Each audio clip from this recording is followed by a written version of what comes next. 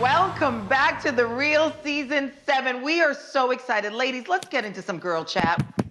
Attorney William Barr had something to say in a video. Here, take a look at the clip. Putting a national lockdown, stay-at-home orders is like house arrest. It's other than slavery, which was a different kind of restraint, this is the greatest intrusion on civil liberties in American history. A different kind of restraint. A different kind of restraint.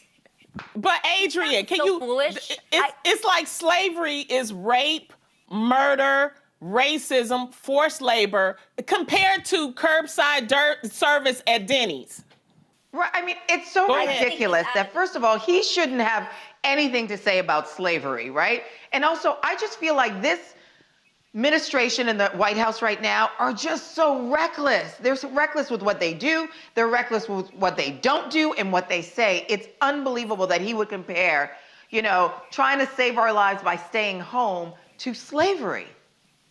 Right. Slavery he said it was using human bodies as a commodity. This is us quarantining because we're being compliant. We're doing it for one another, to stay safe for one another. What a vile comment to make, because there's nothing that is compared to slavery. So I couldn't even listen to the rest of his statement after he made such a foolish comparison. I think, Jeannie, this statement is not just wildly ignorant, but it's also really disrespectful to the people that actually endured slavery. Comparing wearing a mask to slavery, like, this goes back to privilege and the fact that these people just don't get it. Like, they don't. The fact that you even think that this is the same thing as slavery proves to me that you have no concept. Your privilege is so out of control that you have no concept. Well, the thing is, he didn't compare it to slavery. He said it was slavery was first, and then it was this. And this is the closest to it. And that's what I had the problem with. Exactly. But that's totally wrong. There were people dying in slavery. We're doing this because we're trying to save lives. This is two completely different things. No one is holding you. By the way, wearing a mask, so let me get this right. So dentists, doctors, and so many other professions that have been wearing masks daily throughout their lives, was that the closest thing to slavery? It just sounds insane to me. Well, this is the thing, though. There's not a national lockdown for coronavirus. What it is that the states are actually deciding, the governors are deciding whether they're going to do a lockdown or not. But let's just remind everybody that this is a pandemic. The reason why we're sitting at home fighting with each other, trying to talk, and my eye line is here and there is because of a pandemic, people, because we're trying to it's for our safety. It's for our safety. But this is the thing, though, you guys. Why is it that some people think that this is a hoax? Why? Why do you think that?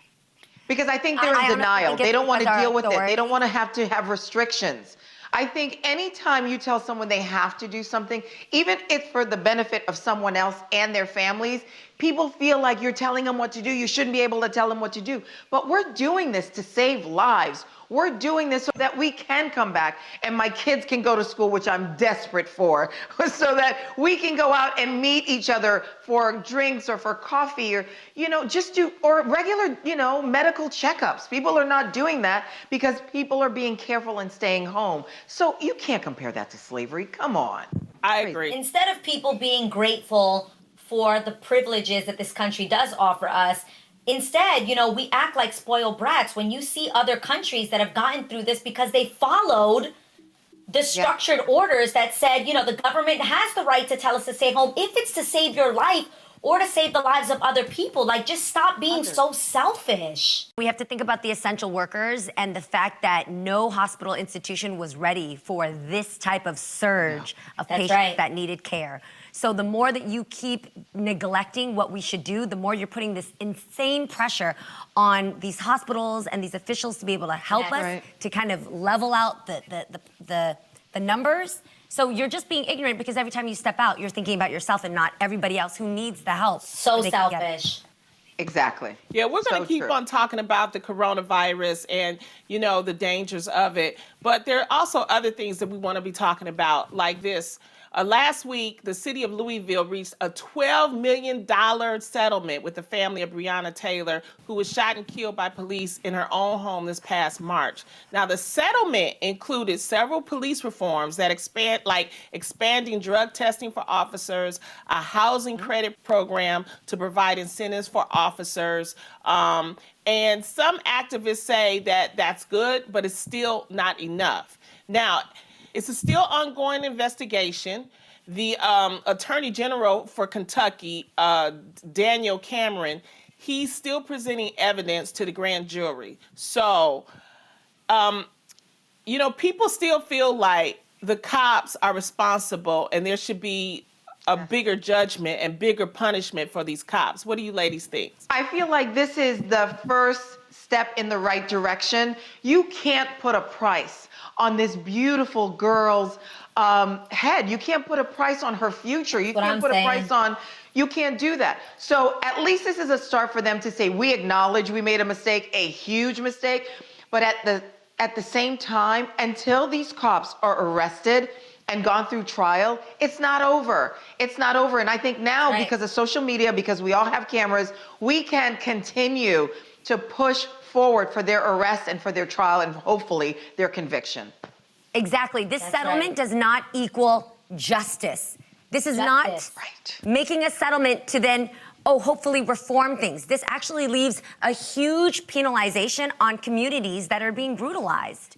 So that's not being answered. Just giving you money to kind of just say, okay, that should handle the problem, doesn't handle the continuous names of especially Black women who are being murdered innocently and just overlooked. Yeah, there's no amount of money that's going to heal that mother's broken heart.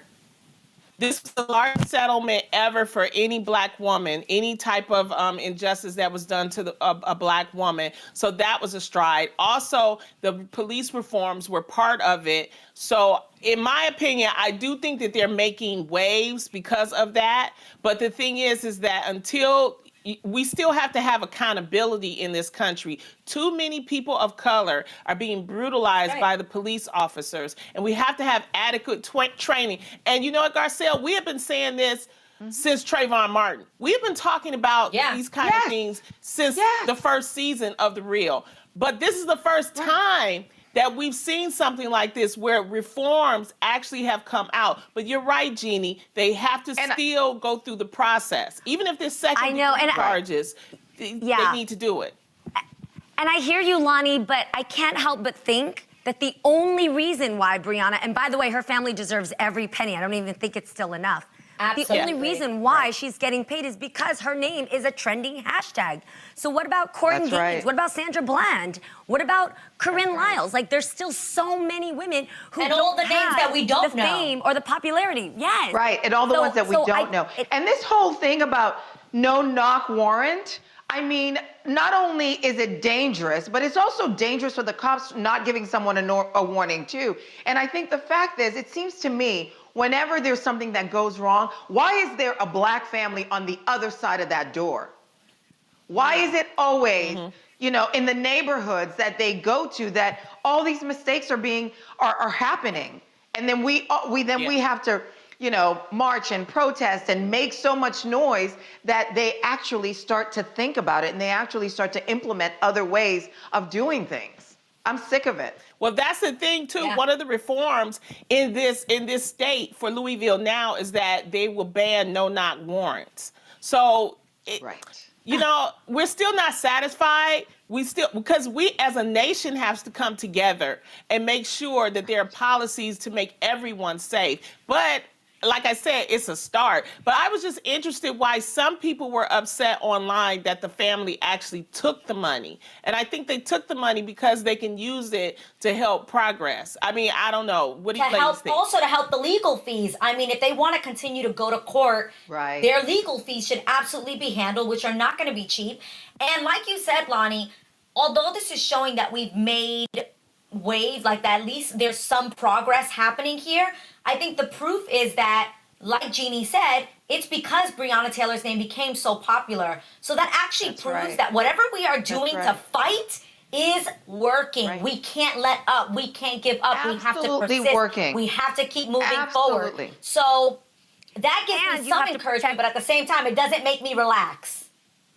And no, we can't relax. Your city and your state as a resident. Don't forget that you should look into your own laws because the no-knock warrant is not applicable to every state in the U.S. So you could be still living in that dusty law in your state.